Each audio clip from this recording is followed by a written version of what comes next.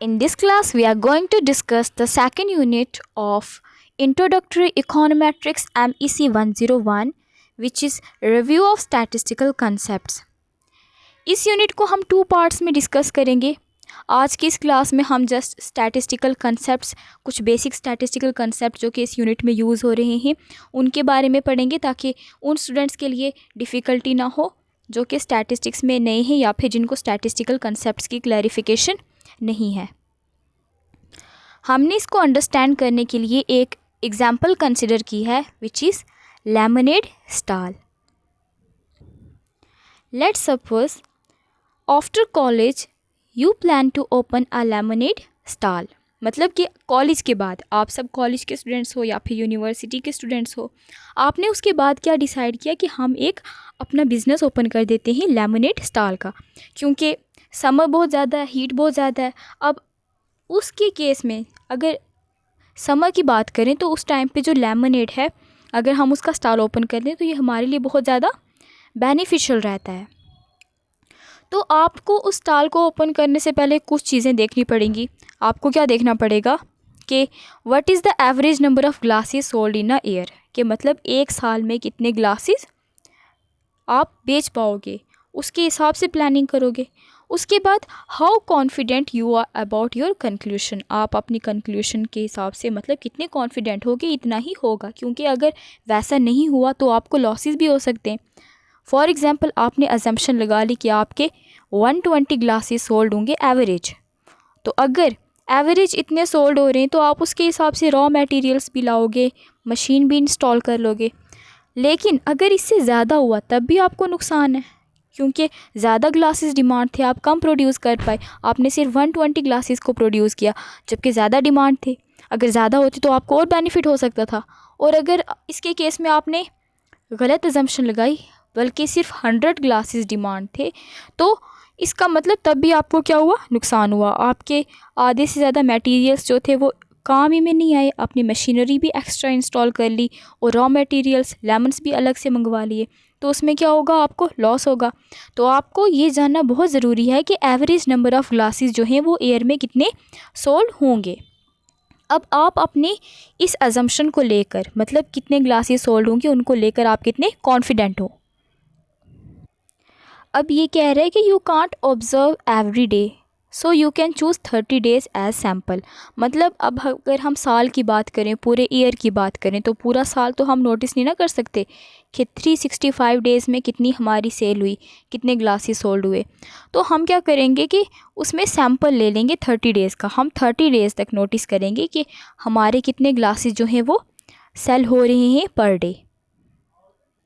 तो यहाँ पे हमारा जो 365 डेज़ है ये हमारी इंटायर पॉपुलेशन है, और जो उसमें 30 डेज़ हैं हमने उसमें से सिलेक्ट किया है वो जस्ट हमारा सैम्पल है.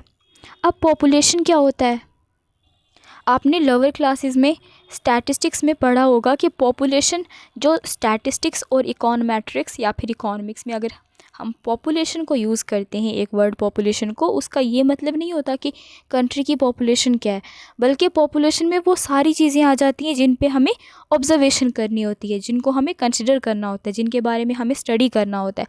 अब इस केस में, हमारे एग्जाम्पल के केस में, हमें 365 डेज़ में कितने ग्लासेस सोल्ड हुए उनका एवरेज फाइंड करना है. तो इस केस में हमारी पॉपुलेशन क्या हो गई, ये जो 365 डेज़ हो गए ईयर के, तो ये क्या होगी, हमारी पॉपुलेशन हो गई. अब हम पूरी पॉपुलेशन को तो स्टडी नहीं कर सकते, तो एज़ कन्वीनियंट के तौर पे हमने क्या किया कि उसमें से एक सबसेट ले लिया, सैम्पल ले लिया, ताकि हम क्या करें, उसकी बेस पे पूरी जो इंटायर पॉपुलेशन है उसके रिगार्डिंग हम एक रिज़ल्ट ऑब्टेन कर पाएँ, उसको ऑब्ज़र्व कर पाएँ. तो ये जो हम सबसेट पॉपुलेशन से कंसिडर करते हैं, पॉपुलेशन से लेते हैं, इस केस में हमने 30 डेज़ को लिया है, तो ये हमारा क्या होता है, सैम्पल.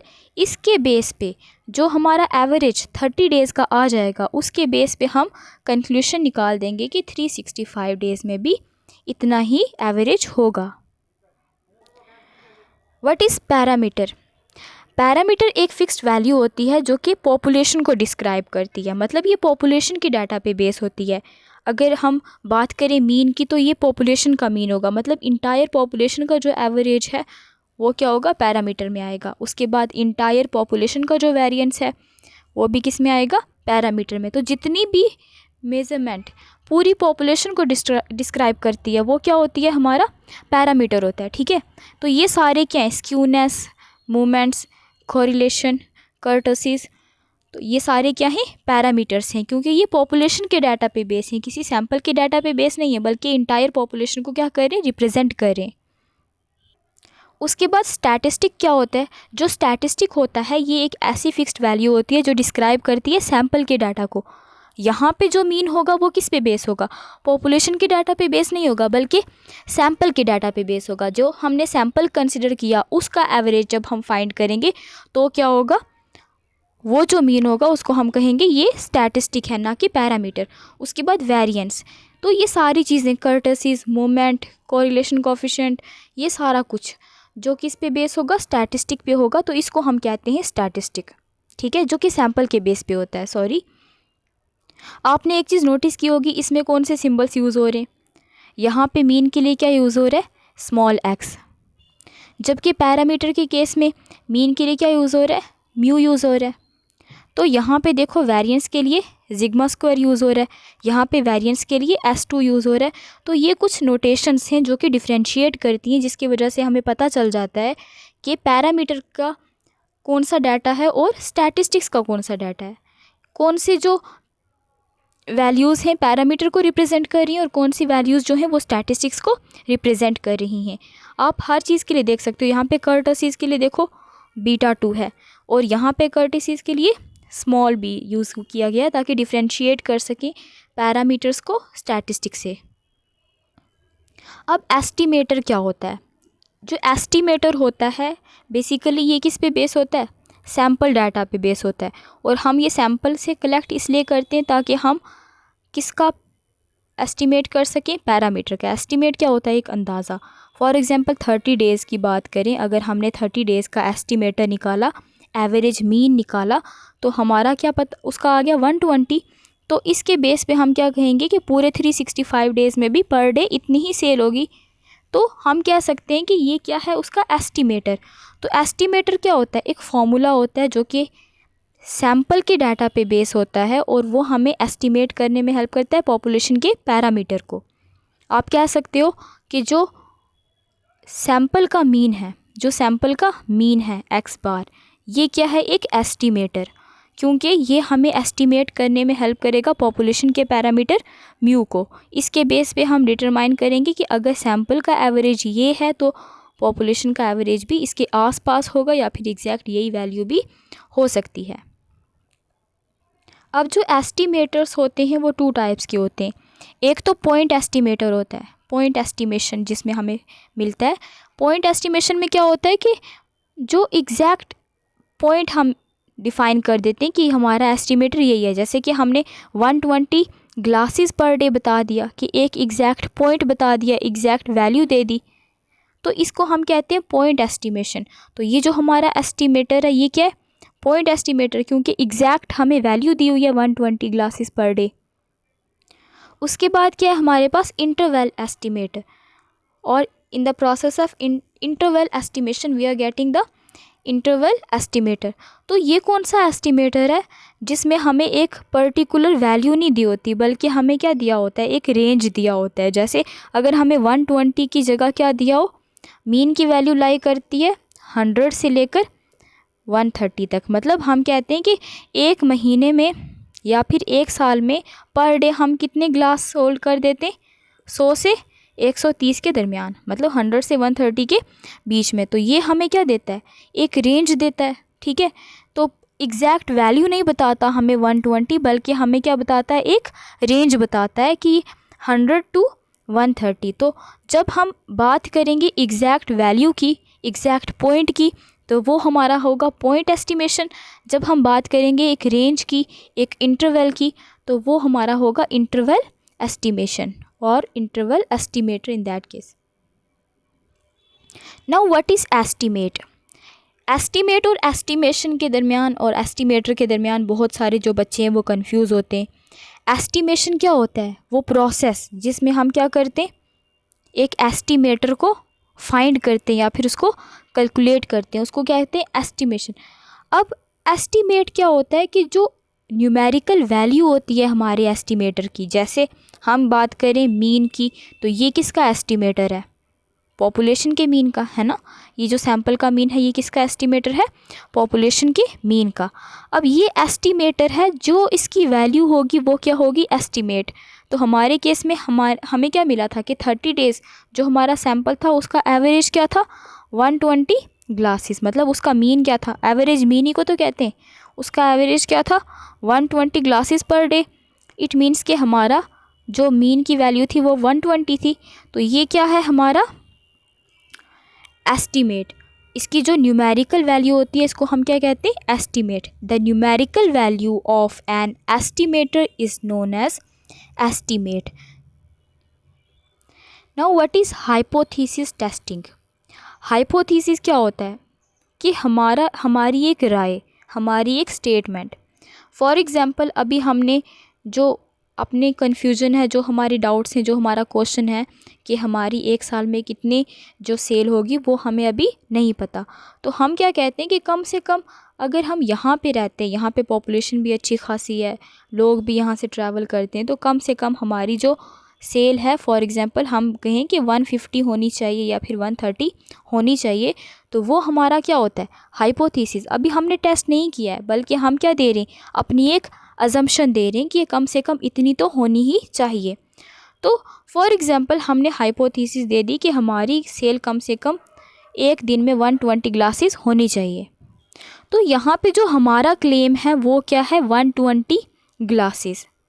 और इसका अल्टरनेट क्या होगा, अगर 120 नहीं हुए तो वो इसका अल्टरनेट हो जाएगा, मतलब 120 रॉन्ग है। हम क्या कह रहे हैं, H not is your claim, मतलब कि जो हाइपोथेसिस टेस्टिंग में जो एच नॉट होता है, इसको हम नल हाइपोथेसिस भी कहते हैं, ये हमारे अपने क्लेम को, जो हम क्लेम कर रहे होते हैं उसको रिप्रेजेंट करता है। और जो H1 होता है वो उसके अल्टरनेट हाइपोथेसिस को रिप्रेजेंट करता है, उसके अल्टरनेट क्लेम को रिप्रेजेंट करता है। तो हम कह सकते हैं कि जो H0 है वो क्या है, हमारा नल हाइपोथेसिस, और जो H1 है वो हमारा अल्टरनेट हाइपोथेसिस। इस केस में हमारा H0 क्या है, जो हमारा सैंपल मीन है वो क्या है, 120, हम ये क्लेम कर रहे हैं। और जो H1 है वो क्या है, नॉट इक्वल्स टू 120, है ना, ऐसा ही होगा। या फिर तो ये ऐसा हो सकता है, x ग्रेटर देन 120 और x लेस देन 120। या फिर ये क्या हो सकता है, x is not equals to 120। आपने वन टेल और टू टेल टेस्टिंग के बारे में तो पढ़ा है ना। वन टेल क्या होता है, जिसमें जो हमारा H1 है वो किसी एक साइड पे लाई कर रहा होता है, हमें पता होता है कि वो H0 से बड़ा है या H0 से छोटा है। लेकिन H1 के केस में हमें नहीं पता होता वो बड़ा है या छोटा है, वो इस फॉर्म में होता है कि वो दोनों साइड लाई कर सकता है, बड़ा भी हो सकता है या फिर छोटा भी हो सकता है। तो हम सिंपली कहते हैं कि वो उसके इक्वल नहीं है। उस केस में हमारे पास टू टेल टेस्टिंग होती है इस फॉर्म में, है ना। तो ये दो पोर्शंस होते हैं हमारे, आगे हम इसके बारे में डिटेल में पढ़ेंगे। लेकिन जब अगर हमारे पास H1 क्या हो, x ग्रेटर देन 120, तो हमारे पास कैसा वाला डायग्राम आएगा, इस तरह वाला, है ना। और अगर हमारे पास क्या हो, x जो है वो कम है किससे, 120 से, तो हमारे पास इस टाइप का फिगर आ जाएगा, जिसमें हम कहेंगे कि सिर्फ वन टेल है। वन टेल और टू टेल टेस्टिंग इसी को कहते हैं।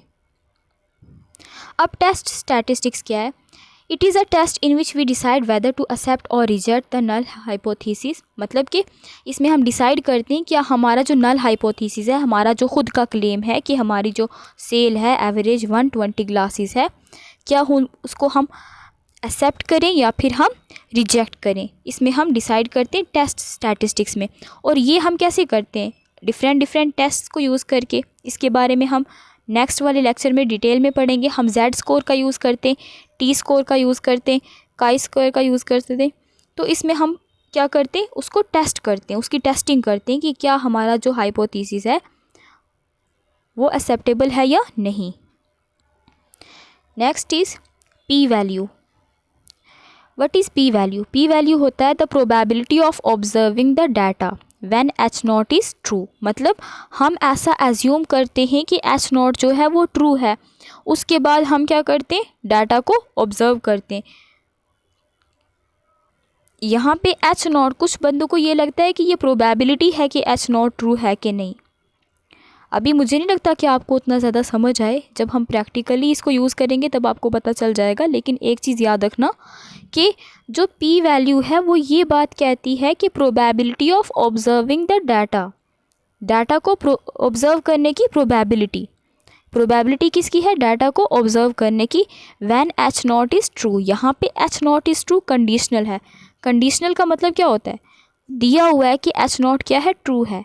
ये जो पी वैल्यू है ये इसकी प्रोबेबिलिटी नहीं है कि एच नॉट ट्रू है, उसकी प्रोबेबिलिटी नहीं है, बल्कि ये क्या प्रोबेबिलिटी है, probability of observing the data. ये डाटा को ऑब्जर्व करने की प्रोबेबिलिटी है जहाँ पे एच नॉट क्या है, ट्रू है। एच नॉट ट्रू है, ये हमें पहले इसे एज्यूम करके रखना है। Now what is the level of significance. Level of significance को हम अल्फ़ा से डिनोट करते हैं। It is the maximum error which we are ready to tolerate, मतलब ये मैक्सिमम एरर होता है जिसको हम टॉलरेट करने के लिए रेडी होते हैं। ये 5% भी हो सकता है, 10% भी हो सकता है, 1% भी हो सकता है। अगर ये 10% होगा मतलब कि जो नल हाइपोथेसिस है उसको रिजेक्ट करना बहुत ज़्यादा ईजी होगा।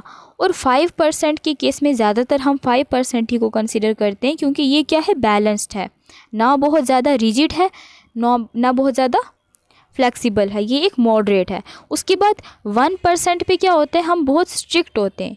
It is very hard to reject the null hypothesis, के इस लेवल पे, इस सिग्निफिकेंस लेवल पे नल हाइपोथेसिस को रिजेक्ट करना बहुत ही ज़्यादा डिफ़िकल्ट होता है। अब इस ग्राफ को देखो, यहाँ पे हमारे पास क्या है, ये जो लेवल है, ये जो 2 रेड लाइन्स है, ये किसको शो कर रही हैं, ए को, लेवल ऑफ सिग्निफिकेंस को। यहाँ पे हमने लेवल ऑफ सिग्निफिकेंस कितनी कंसिडर की है, 5%। It means that 0.05। तो यहाँ पे हमारा एक्सेप्टेंस रीजन, मतलब हमारा जो एस्टिमेट है वो किस में लाई करता है, एस्टिमेटर इस वाले पोर्शन में। तो इसको हम क्या कहते हैं, कॉन्फिडेंस इंटरवल भी कहते हैं, कि हमें कॉन्फिडेंस है कि हमारा जो एस्टिमेटर है वो इसी पोर्शन में लाई कर रहा है।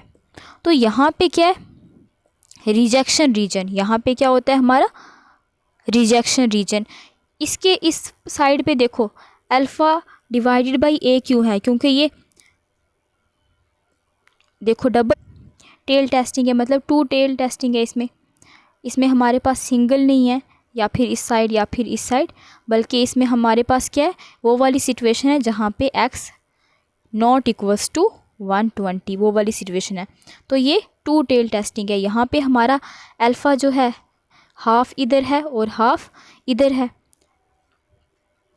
तभी इसको हमने किसे डिवाइड किया, अल्फ़ा बाई 2 को, और इसको भी अल्फ़ा बाई 2 को। बेसिकली अल्फ़ा किसको डिनोट कर रहा है, लेवल ऑफ सिग्निफिकेंस को। अब आपको अंडरस्टैंड ये करना है कि जो हमारी पी वैल्यू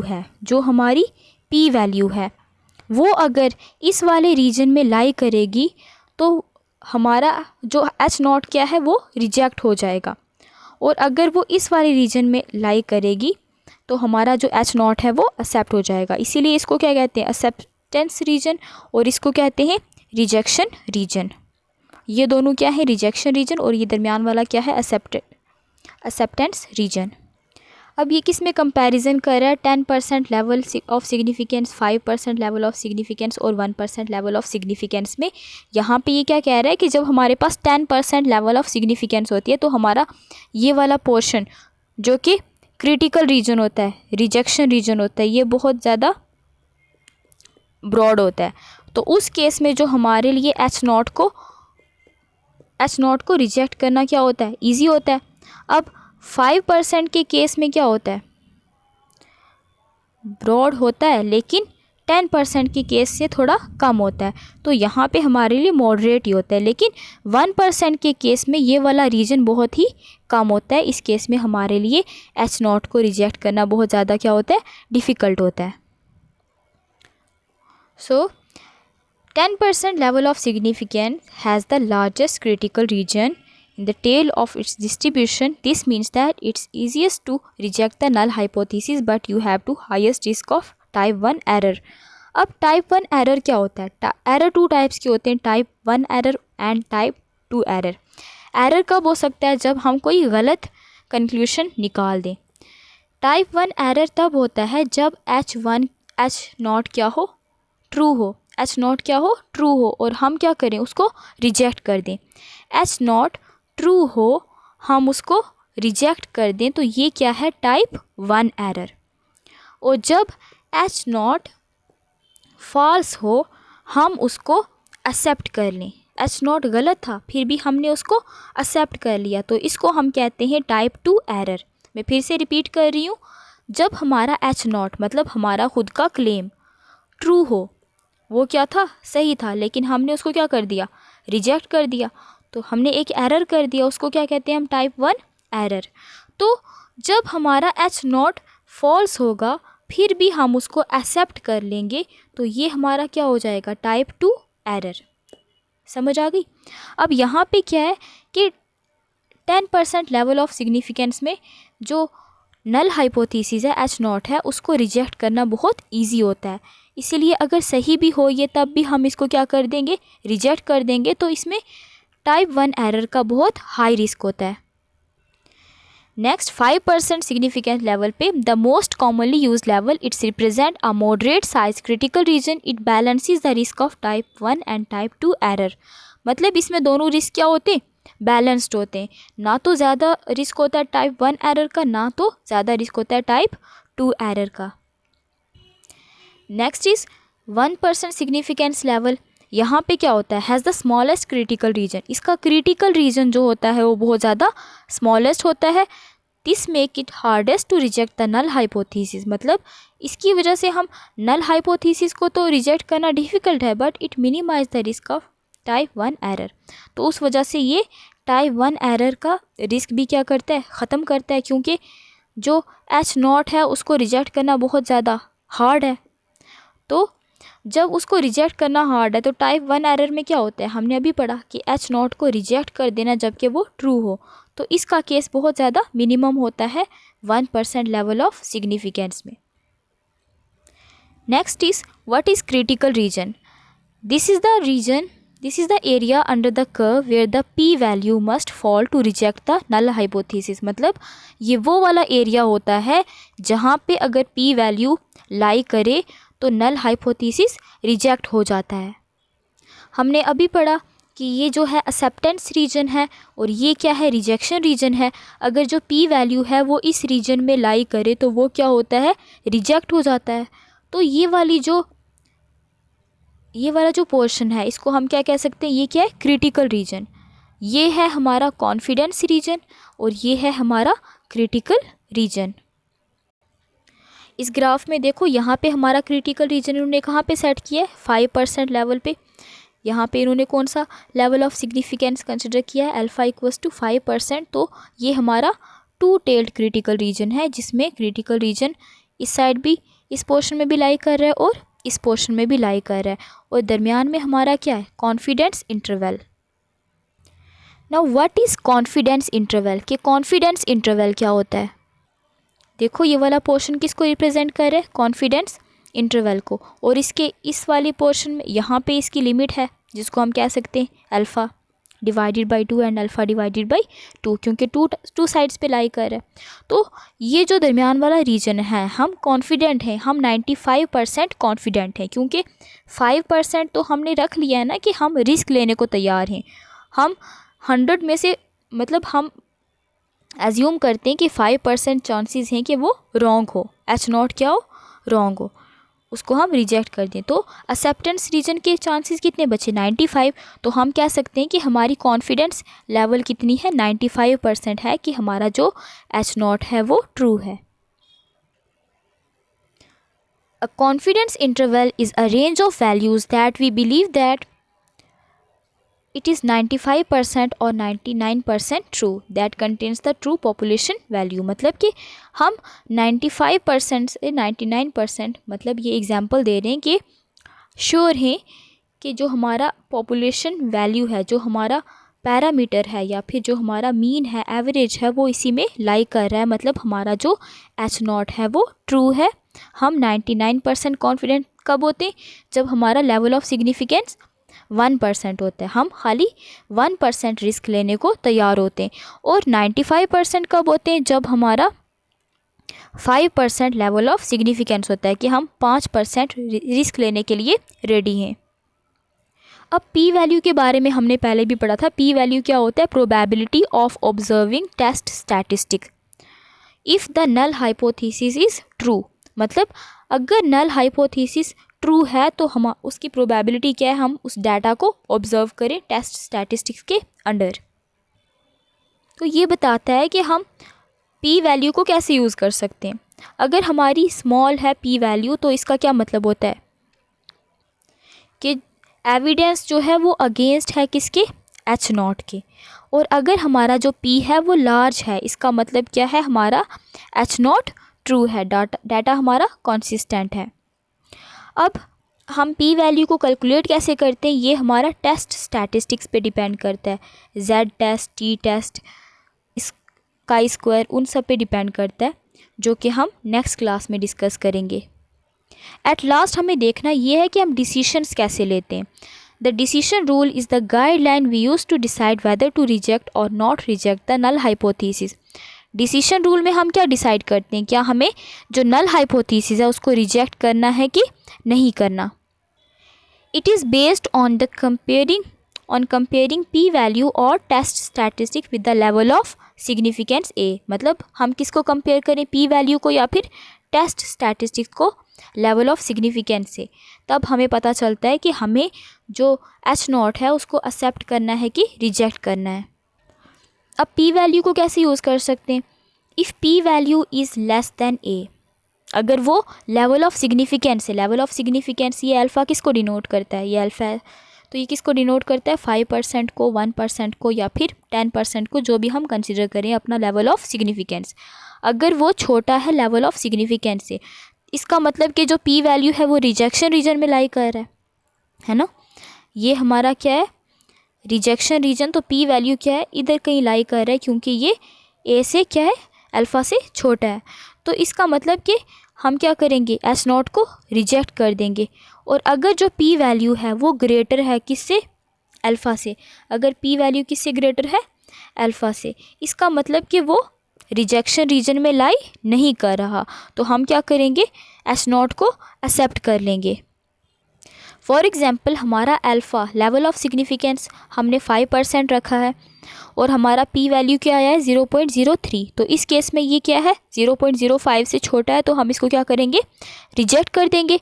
और अगर हमारा जो पी वैल्यू है 0.12, तो ये वाला जो वैल्यू है वो 0.05 से ग्रेटर देन है। देखो पॉइंट के बाद हम कैसे देखते हैं? अगर पॉइंट से पहले ज़ीरो है और इधर भी ज़ीरो, अगर पॉइंट के पहले ही हमें जो ग्रेटर टर्म है वो मिल जाए तो हम उसी के बेस पे लेस देन और ग्रेटर देन डिसाइड कर लेते हैं। लेकिन अब पॉइंट से पहले ज़ीरो है, इसके साथ भी ज़ीरो है, तो हम पॉइंट के बाद देखेंगे कि कौन सी टर्म जो है वो हमारी ग्रेटर है। अब यहाँ पे 1 है, यहाँ पे 0 है, तो हमें पहले से ही पता चल गया कि 1 जो है वो 0 से ग्रेटर है, तो हमें आगे जाने की इसमें नीड ही नहीं पड़ी। तो हमें पता चल गया कि जो 0.12 है वो ग्रेटर है 0.05 से। तो हम क्या करेंगे? H0 को एक्सेप्ट कर देंगे, मतलब उसको फेल टू रिजेक्ट, हम उसको रिजेक्ट करने में फेल हो जाएंगे। तो इसका मतलब कि हम उसको एक्सेप्ट कर लेंगे। दूसरा मेथड क्या है हमारे पास? Using test statistic. Test statistics हमें क्रिटिकल वैल्यूज़ अप्रोच के बारे में बताता है कि अगर हम Z टेस्ट को कंसिडर करें और लेवल ऑफ सिग्निफिकेंस क्या लें? 0.05, और ये हमारा 2 टेल टेस्ट है, उस केस में हमारी जो क्रिटिकल वैल्यू है वो कहाँ लाई कर रही है? -1.96 और +1.96 के बीच में।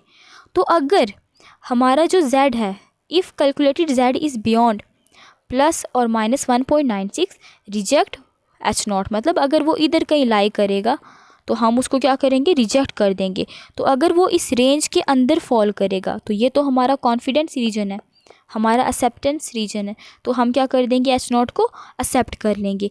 लेकिन अगर वो रिजेक्शन रीजन में लाई करेगा तो हम उसको क्या करेंगे? रिजेक्ट कर देंगे। इन्होंने एग्जाम्पल दी है कि Z = 2.10, कि हमारा Z क्या है? 2.10, जबकि हमारी कॉन्फिडेंस इंटरवल खाली कितनी है 1.96 माइनस एंड प्लस 1.96। तो 2 तो इसके बियॉन्ड लाई कर रहा है, इससे आगे लाई कर रहा है कहीं पे, तो हम इसको क्या कर देंगे, रिजेक्ट कर देंगे। लेकिन अगर ये 1.20 है तो इसका मतलब कि ये इस रीजन के अंडर लाई कर रहा है, तो हम उसको क्या कर देंगे, H0 को एक्सेप्ट कर लेंगे। आई होप कि आपको समझ आया होगा। फिर से एक बार रिवाइज़ करते हैं। यहाँ पे जो ये वाला पोर्शन है ये कौन सेट करता है, लेवल ऑफ सिग्निफिकेंस, जो अल्फ़ा है। अगर ये एक ही साइड लाई करेगा तो पूरा का पूरा अल्फ़ा इसी साइड आएगा, तो ये वन टेल टेस्ट होगा। लेकिन हमारे पास ये डबल टेल टेस्ट है, इसका मतलब कि हाफ अल्फ़ा इधर है और हाफ अल्फ़ा इधर है। तो ये किसको डिनोट करता है, ये वाला जो लेवल है ये बॉन्डिंग लेवल ऑफ सिग्निफिकेंस को, कि इतना रिस्क हम लेने पर तैयार हैं। उसके बाद जो इसके अंदर इसके मिड में जो पोर्शन लाई करता है ये हमारा कॉन्फिडेंस इंटरवल होता है। यहाँ पे हम कॉन्फिडेंट होते हैं कि हमारा जो H0 है वो एक्सेप्ट हो जाएगा। अगर ये 5% है तो इसका मतलब हम 95% कॉन्फिडेंट हैं, और अगर अल्फ़ा जो है वो 1% है इसका मतलब कि हम 99% कॉन्फिडेंट हैं कि हमारा H0 ट्रू है।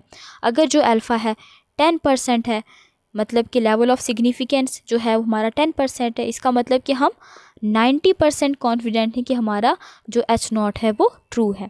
अब ये जो वैल्यूज़ होती हैं वो क्या होती हैं, क्रिटिकल वैल्यूज़ होती हैं, जो हमारी लेवल ऑफ सिग्निफिकेंस के बाहर लाई करती हैं। क्रिटिकल वैल्यूज़ मतलब वहाँ पे P क्या होता है, लेस देन होता है किससे, लेवल ऑफ सिग्निफिकेंस से, अल्फ़ा से लेस होता है, तो हमारा H0 क्या होता है उस लेवल पे रिजेक्ट हो जाता है। तो for this class only this much. Thank you.